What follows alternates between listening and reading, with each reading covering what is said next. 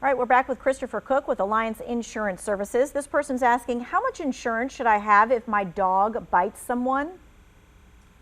The coverage that would pay for that is the liability insurance portion of your homeowners or renters insurance policy.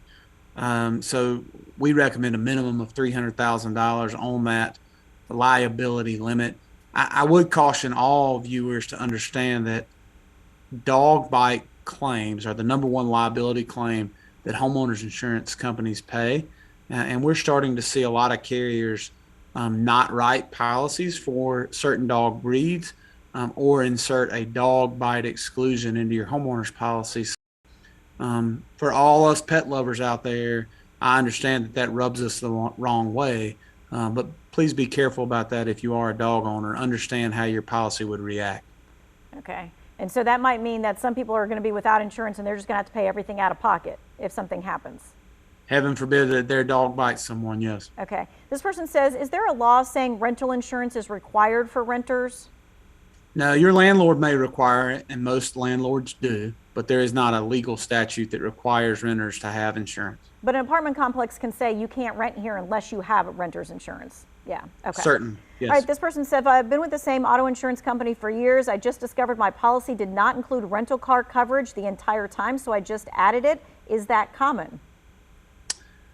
Yeah, obviously you and I can't go back to the time you bought the insurance policy, but please do add rental car coverage, especially if you only, like, let's say you got one car and you're one driver. If that car's in an accident, you're going to need a rental car while the repairs are being made. Or if it's husband and wife and you got two cars, as most of us do, then you're going to need rental car coverage in the event that you have an accident. So this person says, what are the rules for recovering an internal water leak in your home, i.e. toilet upstairs leaking through the ceiling?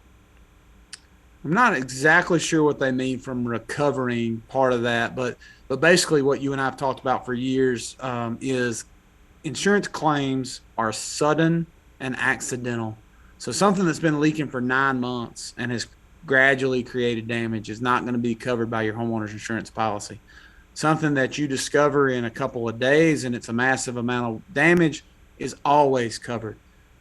So sudden and accidental are the main two words you're looking for. I know. I guess I think to myself, what about if my toilet's been leaking, but it's been leaking somewhere that I didn't get to see it, and then all of a sudden my ceiling caves in? I hate those claims. I know. I'm sorry. All right. So this person says, do all homeowners insurance policies go up a percentage each year, or is that just certain homeowners insurance policies? All is probably too big of a word. Most contracts in our state and most agents in our state will put an inflation guard rider on your policy. The cost of reconstruction goes up every single year, seemingly.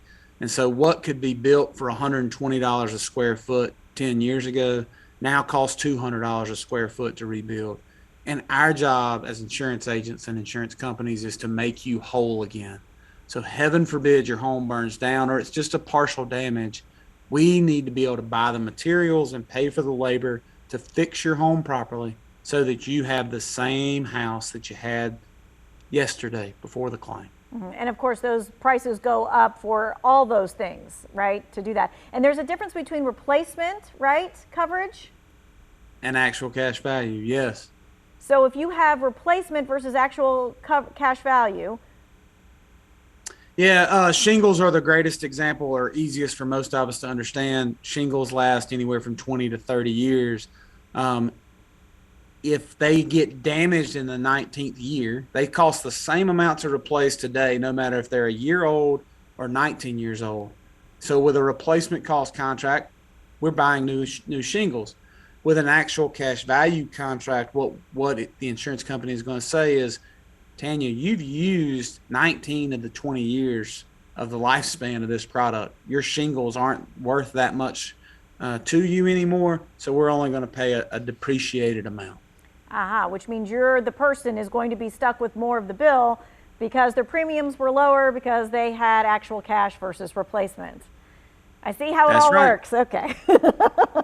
All right. We thank you for your time and your expertise. And we have like a million more questions. I wish we had a whole hour to go through with all of that. So thank you for taking those really quick. If you missed any of this, we're going to put this in the 2 wants to know section as well.